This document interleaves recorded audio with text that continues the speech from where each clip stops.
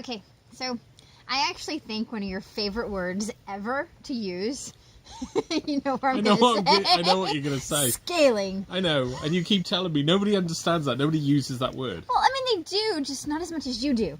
Like, there should be like a limit to how many times you can use that word in a day. Scales but everything. Regardless, growth strategies and scaling in business is important, and it's crucial to keep growing. So, what I wanted to, we kind of had a couple of discovery calls last week, especially with newer clients that were like, I just want to get big. I just want to explode right now. How do I just do this right so that I can scale properly? And you're like, ooh, scale. I love that word. That's right. If they use the magic word scale, I'll do it for free. Right. So, Actually, that's not true. It's not true. No, but, it is true. But... It is true, because I know which call you're on about. I spent 3 hours on the phone with them, and I didn't charge them a penny for it. It was a long call, but it was a good call. It was very productive. It was exciting. But, why... You did mention one thing on the call.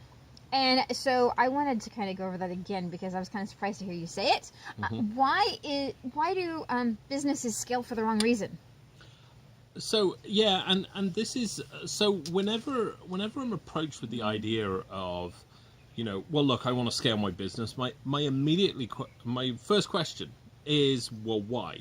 And here's the thing: I would say probably about 75-80% roughly do it for the wrong reasons, and the wrong reasons being, I need more sales and bigger revenue this year, and that is completely the wrong way. And the reason for that, am I running on for this? No, you're good. But the reason for that is scaling is going to cost you a bunch of money. I don't care how scaling, growth, okay, growth. Jeez. I'm going to go through and watch this video again just to see how many times you say it. We should do the little, hashtag thing, like Dean counter. 1, 2, 3. Yeah, we'll have okay, so if you're going to scale / grow, it's going to cost a bunch of money, and that money is not going to come back in. One of the biggest shifts from going from wherever you are now to like the next level, which is, maybe just adding another comma to the bottom line or the top line even, is really... You've got to. It's going to require an entire change of mindset. More than likely, your marketing strategies, your sales strategy, everything's going to change. And if you're going to do it for trying to make a fast buck, you will absolutely 100% fail. Yeah. There aren't exceptions to the rule. It just isn't. You don't scale. You don't make more money by scaling.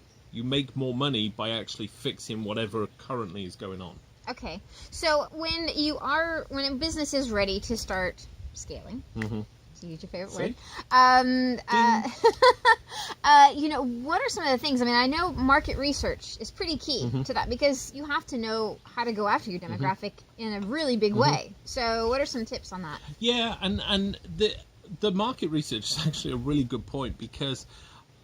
Yeah, and I can use this as an example. I was actually talking to, it was a younger kid who was wanting, and he was like, man, I just want to create this billion-dollar company. Just like that, he came off with $1 billion. It's like, I haven't created a billion-dollar company. So I'm like, my head went into immediately, well, the chances are your market probably can't stand that.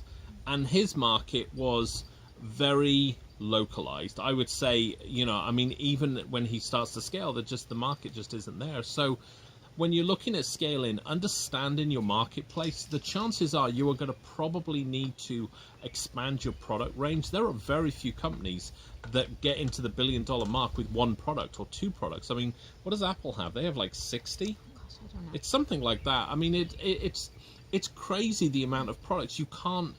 So when you're looking to scale or grow your business, that's really kind of the first thing you want to look at is like, what is the market penetration I'm currently at? And can we deliver that product? Is there an audience to generate that much revenue? Chances are there isn't. So you're going to need to expand. So within that, just quickly, can you go over how you create the plans, whether it's marketing operations, just the overall plans for short-term and long-term growth for scaling? Honestly, nowadays, I would say, if you're looking to scale, the thing that you're going to have to do is you're going to have to become a household name. That's your goal. That's where you're aiming at. You're aiming at to go from who to, oh yeah, I've heard of them. And the only way you're going to be able to do that is, stop spending money on luxury stuff and throw it back into your business, and throw that directly at branding yourself, directly at getting your name in front of people. I would say that that's probably the best strategy to actually begin that process of like scaling up.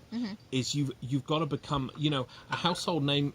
If your market is just within your state, then you need to be everywhere, and that might mean offline stuff, that might mean billboards still, that might mean radio stuff. It's not very effective anymore. I don't care what anybody says, it's just not. But you might want to be, you want to be thinking about getting on podcast pre-rolls, things like that, at the beginning of popular podcasts and so forth. That's your way to scale. That is the number one way. You've got to change how many people know you, because